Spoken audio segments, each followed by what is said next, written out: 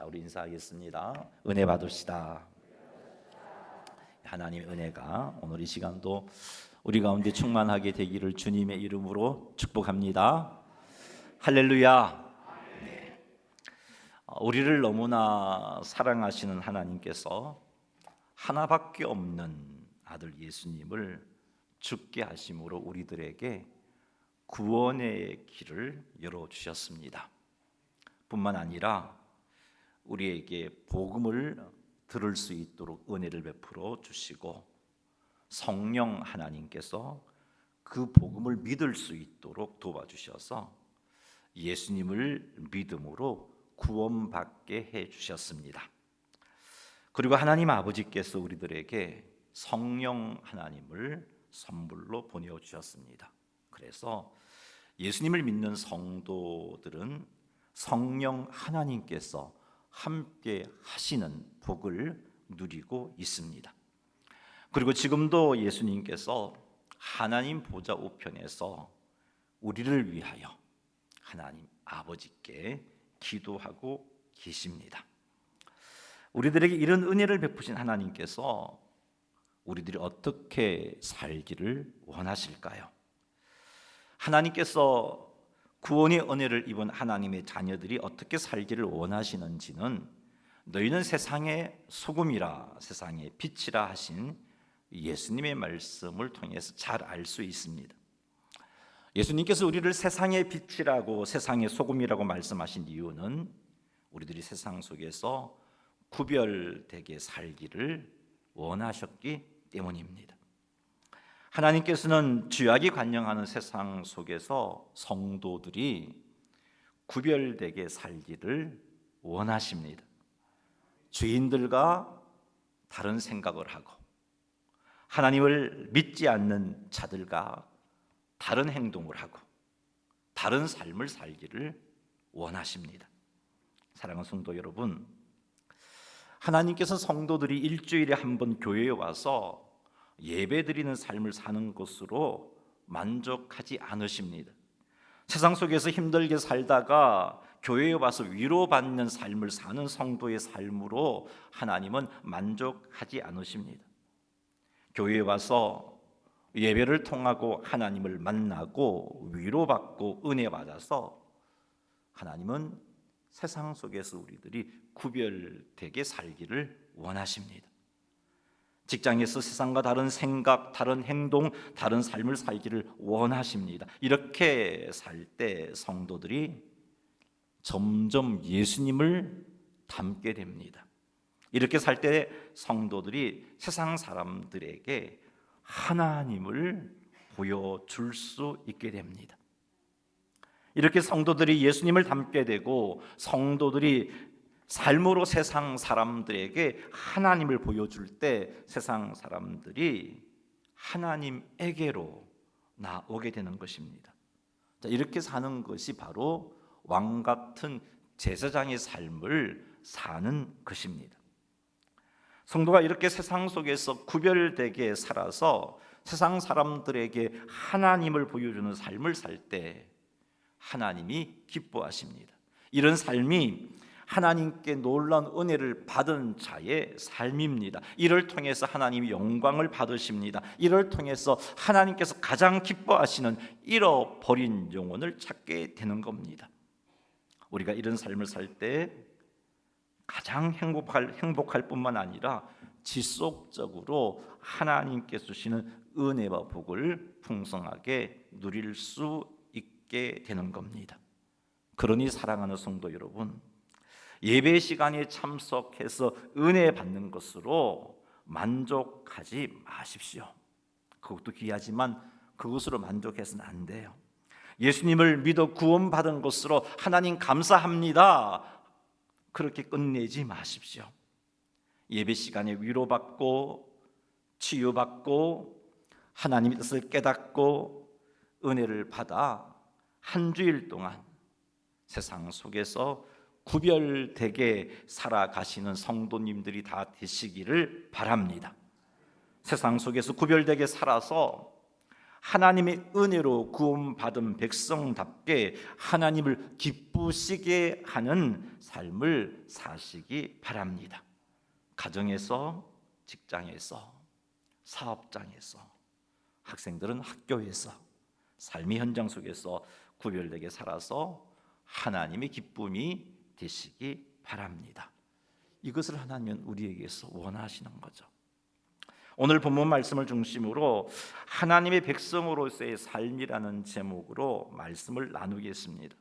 오늘 말씀을 통해서 우리에게 주신 말씀으로 세상 속에서 구별되게 살아서 하나님의 기쁨이 되시기를 주님의 이름으로 축원합니다. 11절 말씀 같이 한번 읽어보겠습니다. 시작.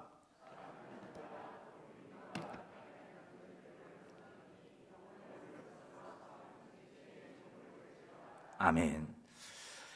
11절 말씀은 우리들에게 육체의 정욕을 제어하라라고 명령하고 있습니다. 육체의 정욕이 무엇일까? 성적 욕망, 이게 육체의 정욕 중에 하나입니다. 성적 욕망이란 하나님께서 정해 주신 성적 범위에서 벗어나는 욕망과 행동을 의미합니다. 이런 성적 욕망을 다스리지 못할 때 나타나는 행동이 간음, 음란, 외도, 음행, 포르노그래피를 가까이 하는 행동들이 나타납니다. 포르노그래피란 성적 쾌락을 목적으로 하는 모든 시각적, 청각적, 문학적 표현을 의미합니다. 포르노그래피의 유형들은 영상물, 사진, 문학, 만화, 오디오가 있습니다. 영상물에는 포르노 영화, 포르노 동영상, 포르노 애니메이션이 있겠죠. 사진은 나체 사진, 성적 행위를 촬영한 사진, 문학에는 성적 내용을 담은 소설들, 만화는 성적 묘사가 포함된 그런 만화 웹툰, 오디오는 성적 내용을 담고 있는 그런 오디오 파일 등을 의미하겠죠. 이런 것을 가까이 하는 행동 역시 성적 욕망을 제어하지 못하는 행동입니다. 이것 다스리지 못하면 우리는 은혜 받았음에도 불구하고 하나님 백성답게 살지 못하는 겁니다. 두 번째로 생각해 볼 수 있는 육체의 정욕은 물질적인 욕망입니다. 과도한 부와 물질을 추구하는 욕망, 이게 물질적인 욕망인데 이것을 다스리지 못하면 부정부패에 빠지기 쉽습니다. 돈을 사랑하게 되고 돈을 주인으로 섬기게 됩니다. 돈 때문에 하나님의 말씀도 거스르고 하나님의 뜻도 거역하게 되는 거예요. 세 번째로 생각해 볼 수 있는 육체의 정욕은 권력과 명예를 과도하게 추구하는 겁니다. 이것도 육체의 정욕입니다. 이것을 다스리지 못하면 부정적인 방법으로 권력과 명예를 추구하게 됩니다. 자신에게 권력과 명예를 가져다 줄 것 같은 사람에게는 그 사람을 기쁘게 하려고 심지어 하나님께서 기뻐하시지 않는 행동까지도 하게 됩니다. 네 번째로 생각해 볼 수 있는 육체의 정욕은 절제 없는 음식과 쾌락을 탐닉하는 겁니다. 이것을 다스리지 못하면 폭식하게 되고 중독에 빠지게 되고 게으름과 같은 행동들이 나타납니다. 다섯 번째는 분노와 증오 역시 여러분 육체의 정욕입니다. 이것을 다스리지 못하면 폭력이 나타나고 증오 범죄와 같은 행동들이 나타납니다. 하나님 백성답게 세상 속에서 구별되게 살려면 우리의 삶으로 세상 사람들에게 하나님을 보여주고 그들을 하나님께로 이끌어내려면 이와 같은 육체의 정욕을 제어해야 합니다. 본문 11절 말씀은 육체의 정욕은 영혼을 거슬러 싸우는 것이다 라고 말하고 있습니다. 여기서 말하는 영혼은 하나님의 은혜로 거듭난 영혼을 의미합니다. 하나님의 은혜로 거듭난 영혼은 하나님의 뜻을 따르고 싶어 합니다. 하나님의 은혜로 거듭난 영혼은 하나님의 말씀에 순종하고자 합니다. 그런데 육체의 정욕은 이런 거듭난 우리의 영혼을 거슬러 싸워서 하나님의 말씀과 뜻보다는 육체의 정욕을 따라서 하나님 앞에 범죄하게 만드는 거죠. 이게 육체의 정욕이 그래서 무서운 겁니다. 성도들이 육체의 정욕을 제어하지 못하면 결국은 육체의 정욕이 거듭난 우리의 영혼이 원하는 것을 꺾어버립니다. 그래서 하나님의 자녀된 성도들이 세상 속에서 구별되게 행동하지 못합니다. 세상 속에서 하나님을 보여주지 못합니다. 똑같이 행동하는 거죠. 하나님을 모르는 이들과 이렇게 되면 성도는 세상 속에서 하나님의 영광을 가립니다. 똑같은 행동인데 세상 사람들이 한 행동이랑 성도가 한 행동이랑 달리 평가가 돼요.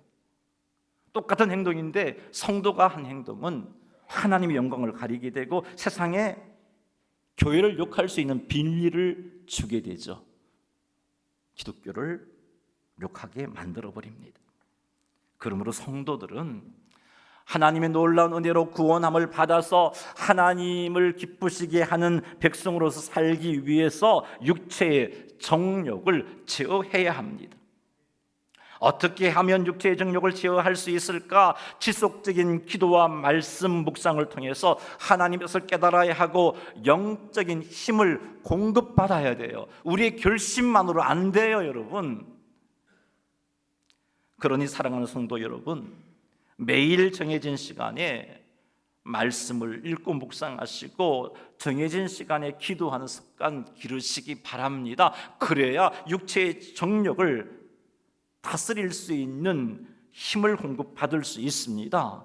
그래야 하나님의 뜻이 무엇이 기뻐하시는 것인지, 하나님의 뜻이 무엇을 미워하시는 것인지 분별해낼 수 있습니다.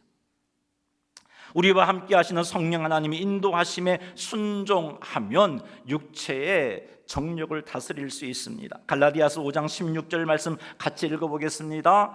내가 이르노니 너희는 성령을 따라 행하라. 그리하면 육체의 욕심을 이루지 아니하리라. 아멘. 성령 하나님께 순종할 때 육체의 정욕을 다스립니다. 유혹이 있을 때 거듭난 우리 영혼은 알아요. 이것 하나님이 기뻐하시지 않는 행동이라는 것. 그래서 갈등이 일어납니다. 그리고 조금만 민감하면 그 속에서 성령 하나님의 인도하심이 무엇인지 분별해낼 수 있어요. 거듭난 영혼들은요. 그러면 그때 그 성령님의 인도함에 즉시 순종해버리면 육체의 욕심을 이루지 않을 수 있어요. 그러나 갈등하는 시간이 길어질수록 육체의 정욕을 이기지 못합니다. 그러니 성령의 인도하심에 거듭난 영혼이 우리에게 깨우쳐 줄 때 즉시 순종하십시오. 육체의 정욕을 제어하기 위해서는 세 번째로 생각할 것은 유혹을 불러일으키는 환경과 상황을 피하는 겁니다. 피해야 돼요. 그 자리에 머물면서 이기겠다고, 그 자리에 그런 환경에 머물러 있으면서 육체의 정욕을 다스리겠다고 하는 것은 어리석은 행동이 피해야 됩니다. 사랑하는 성도 여러분, 지속적인 기도와 말씀 묵상으로 하나님의 뜻을 깨닫고 영적인 힘을 공급받으시기 바랍니다. 우리와 함께 하시는 성령 하나님의 인도하심에 귀를 기울이고 즉시 순종하시기 바랍니다. 그리고 유혹을 불러일으키는 환경과 상황과 사람을 피하시기 바랍니다. 이렇게 하여 육체의 정욕을 제어하셔서 우리의 삶의 현장 속에서 하나님의 자녀답게 구별된 삶을 살아가시는 우리 모두가 되기를 주님의 이름으로 축원합니다. 12절 말씀 읽겠습니다. 너희가 이방인 중에서 행실을 선하게 가져 너희를 악행한다고 비방하는 자들로 하여금 너희 선한 일을 보고 오시는 날에 하나님께 영광을 돌리게 하려 함이라. 아멘. 이 12절 말씀에서 발견하게 되는 세상에서 구별된 삶을 사는 방법은 이방인 중에서 선한 행실을 행하는 겁니다. 이렇게 이방인 중에서 행실을 선하게 하는 목적은요, 기독교를 비방하는 자들로 하여금 성도들의 선한 일을 보고 주님 오시는 날에 하나님께 영광을 돌리도록 하기 위함이다라고 말하고 있습니다.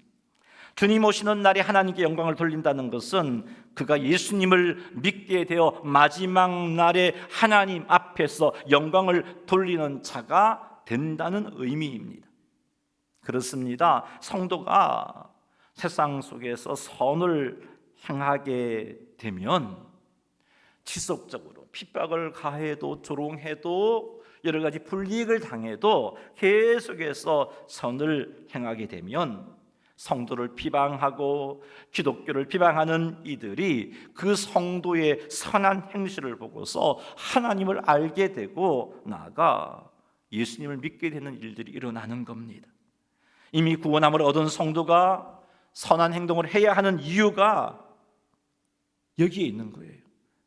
성도가 선한 일을 행하는 이유는 구원받기 위해서가 아니에요. 이미 구원함을 받았어요. 구원의 은혜를 입었어요. 놀라운 은혜를 입었어요. 하나님께서 우리에게 주신 사명이 있어요. 그것이 영혼 구원하는 일인데 그 사명을 감당하기 위해서 세상 속에서 구별되게 살아야 하고 그래서 선을 행해야 하는 겁니다. 세상 속에서 구별되어서 세상 사람들로 하여금 하나님을 알게 하고 나아가 예수님을 믿도록 하기 위함입니다.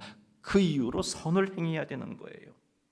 하나님께서 성도들이 세상 속에서 선을 행함으로 이런 열매를 맺기를 원하십니다. 그러니 사랑하는 성도 여러분, 세상 속에서 선한 행실을 행하시기 바랍니다. 직장에서 정직하고 성실하게 일하시기 바랍니다. 직장에서 맡은 일을 할 때 요령 피우지 말고 열심히 책임을 다하여 일하십시오. 바로 하나님을 섬기듯 그렇게 일하십시오. 업무 처리를 할 때 항상 정직하고 성실하게 처리하시기 바랍니다. 근무 시간 충실하게 지키고 업무를 투명하게 처리하시기 바랍니다. 동료들이 어려움을 겪을 때 기꺼이 도와주시기 바랍니다. 다른 사람들의 성공을 진심으로 기뻐하고 축하해주고 시기하지도 말고 비난하지 마시기 바랍니다. 이런 게 선한 행실이에요. 사업장에서 정직하게 이윤을 추구하시기 바랍니다. 직원들에게 부당한 요구를 하지 마시기 바랍니다. 직원들을 인격적으로 대하시기 바랍니다. 직원들이 어려움을 겪을 때 기꺼이 도와주시기 바랍니다. 직원들의 수고에 정당한 대가를 지불하시기 바랍니다. 이게 선한 행실이에요. 가족에게 사랑과 존중을 보여주고 가정 내에서 화평과 평화를 유지하기 위하여 노력하시기 바랍니다. 부모님에게 효하시기 바랍니다. 자녀들을 사랑으로 돌보시기 바랍니다. 배우자를 존중하고 이해하고 사랑하시기 바랍니다. 이를 통해 믿음 없는 가족들이 성도들의 선한 행실로 하나님을 믿는 열매를 맺히게 하는 겁니다. 이웃과의 관계 속에서도 친절하고 배려심 있게 행동하시기 바랍니다. 돕고 나누는 삶을 사시기 바랍니다. 이웃에게 먼저 인사하시고 이웃의 필요를 살피며 도움을 제공하시기 바랍니다. 하나님의 은혜로 구원을 받았고 하나님의 백성이 되었기 때문에 그래서 하나님께서 기뻐하시는 삶을 살기 위해서 반드시 성도는 선행에 힘을 써야 하는 겁니다. 홍나의 행동을 인하여서 하나님의 영광을 가리고 있지는 않은지 살펴보십시오. 참 안타까운 거, 제가 아는 어떤 믿음의 형제가 참 인사성이 없어요. 그래서 아파트에 살고 있는데 얼마나 인사하지 않으면은 그 경비 아저씨가 예수 믿는 사람이지 않은 제가 예수 믿는 사람이 저렇게 인사하지 않는다고 저한테 말할 정도이더라고요. 이런 모습으로는 영광이 안 돼요, 여러분. 사랑하는 성도 여러분, 직장에서, 가정에서 이웃에게 자기 욕심을 채우고자 상처를 주진 않았는지 한번 살펴보십시오. 이런 행동이 있다면 하나님 백성의 삶을 제대로 살지 못하고 있구나 인식하고 먼저 하나님께 용서를 구하시기 바랍니다. 그리고 나아가 우리가 속한 공동체 안에서 선을 행하는 삶을 살아서 세상 사람들에게 하나님을 알게 하고 나아가 그들이 하나님을 믿게 되는 열매를 거두시는 우리 모두가 되기를 주의 이름으로 축복합니다. 자, 13절 14절 읽어보겠습니다. 인간의 모든 제도를 주를 위하여 순종하되 혹은 위에 있는 왕이나 혹은 그가 악행하는 자를 징벌하고 선행한 자를 포상하기 위하여 보낸 총독에게 하라. 아멘. 자, 이 말씀이 가르쳐주는 하나님 백성으로서의 삶은 인간의 모든 제도를 주를 위하여 순종하는 것이라고 말씀해주고 있습니다. 여기서 말씀하신 인간의 모든 제도는 나라의 질서를 유지하고 정의를 구현하기 위해서 세워진 모든 구조와 기관을 의미합니다. 즉 대통령을 포함한 위에 있는 권세와 정부와 법률 체계를 다 포함하고 있습니다. 이런 것에 순종하라고 명령하고 있습니다. 이렇게 순종하는 것이 주를 위한 것이다라고 밝히고 있습니다. 어찌하여 인간의 모든 제도에 순종하는 것이 주를 위한 것인가? 로마서 13장 1절 말씀 같이 한번 읽어보겠습니다. 로마서 13장 1절입니다. 각 사람은 위에 있는 권세들에게 복종하라. 권세는 하나님으로부터 나지 않음이 없나니 모든 권세는 다 하나님께서 정하신 바라. 아멘. 모든 권세는 하나님께서 정하신 바라 말씀하고 있습니다. 그래서 권세에 순종하는 것은 하나님의 주권을 인정하는 자세입니다. 주님의 주권을 인정하는 행동이 바로 주님을 위한 것입니다. 그리고 그리스도인들이 정직하고 성실하게 세속적 권위에 순종함으로써 주변 사람들에게 본을 보이고 하나님의 영광을 드러내기 때문에 이것이 주를 위한 순종이라고 말씀하고 있습니다. 그러니 사랑하는 성도 여러분, 하나님의 주권을 인정하고 하나님의 영광을 위하여 인간의 모든 제도에 순종하시기 바랍니다. 하나님의 주권을 인정하고 하나님의 영광을 위하여 위에 있는 권세를 존중하시기 바랍니다. 위에 있는 권세를 세우신 분이 하나님임을 인정하고 이들에 대해서 함부로 비판하거나 정죄하지 마시기 바랍니다. 하나님의 주권을 인정하고 하나님의 영광을 위하여 교통법규 준수하시기 바랍니다. 하나님의 영광을 위한 거예요. 신호를 지키고 제한 속도 준수하시기 바랍니다. 하나님의 주권을 인정하고 하나님의 영광을 위하여 세금을 정직하게 신고하고 납부하시기 바랍니다. 지역 사회나 국가의 법률을 존중하고 따르며 불법적인 활동에 참여하지 마시기 바랍니다.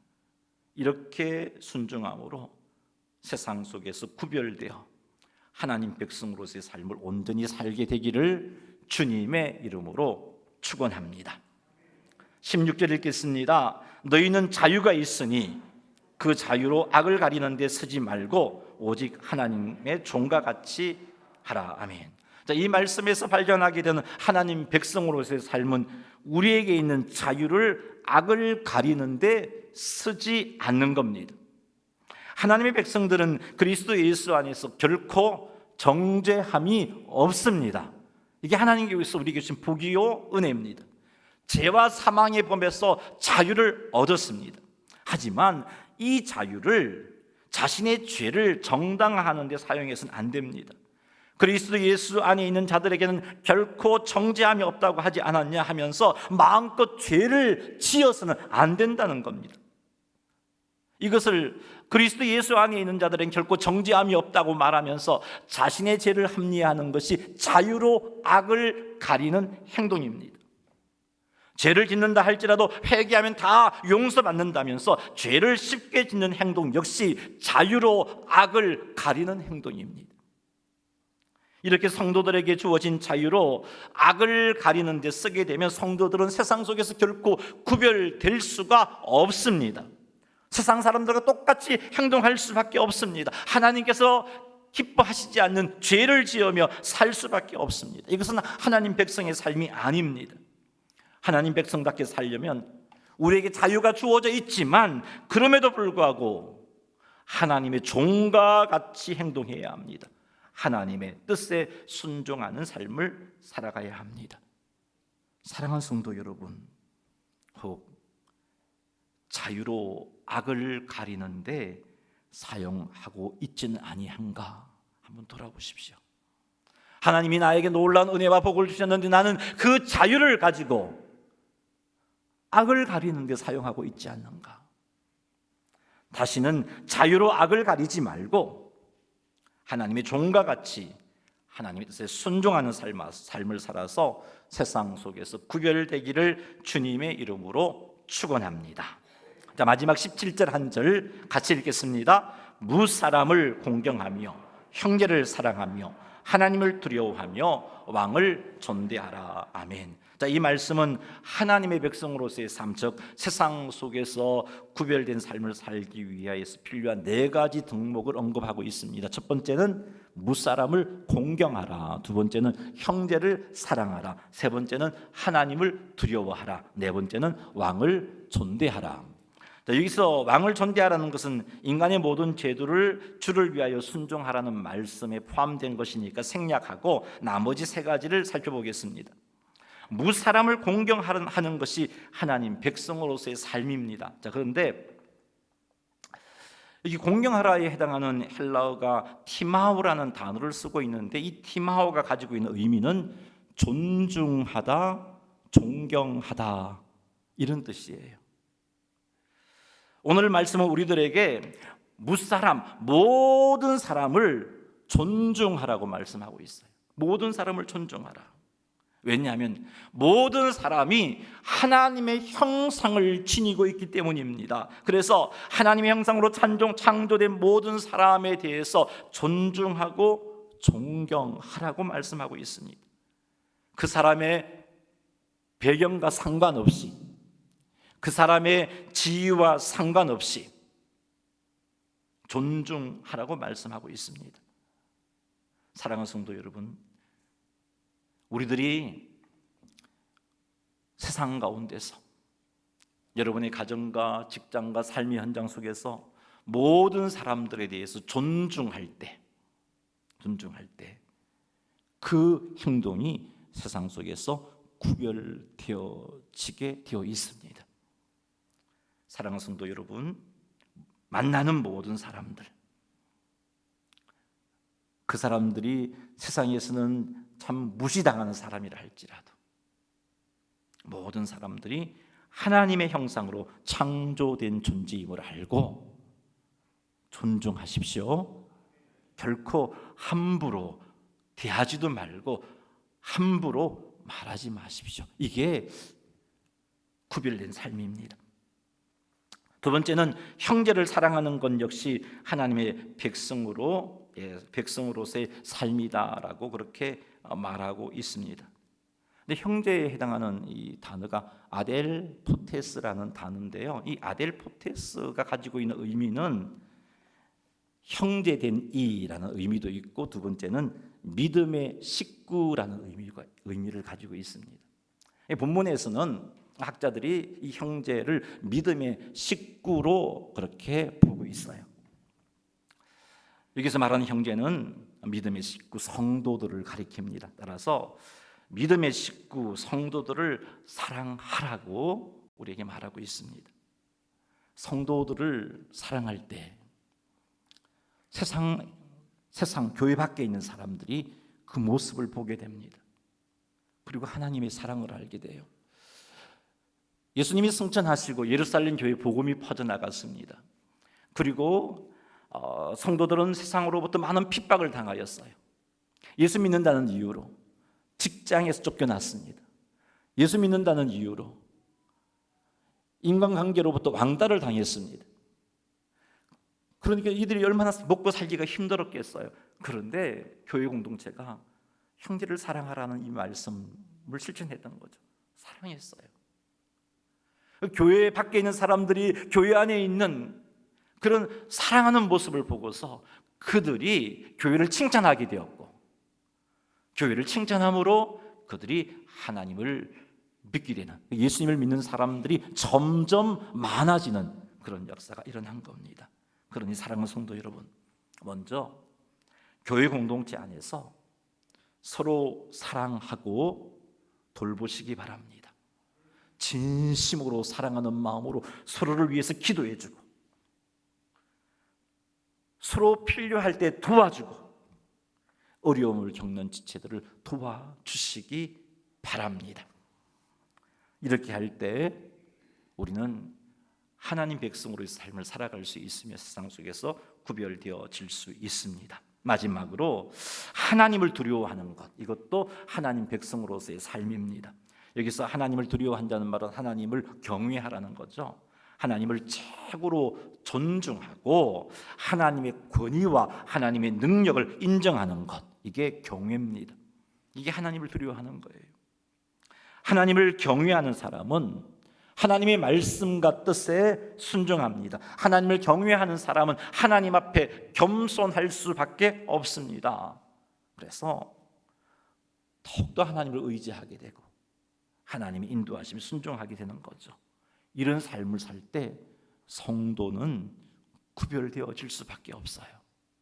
세상 속에서 반짝반짝 빛을 발하게 되어 있어요. 사랑하는 성도 여러분, 하나님을 최고로 존중하고 하나님의 권위와 능력을 인정하는 삶을 사십시오. 이렇게 살아서 세상 사람들에게 하나님을 보여주고 그들을 하나님께로 이끌어 인도하는 성도님들이 다 되시기를 주님의 이름으로 축원합니다. 지금까지 우리는 하나님의 백성으로서 어떻게 살아야 할지를 살펴보았습니다.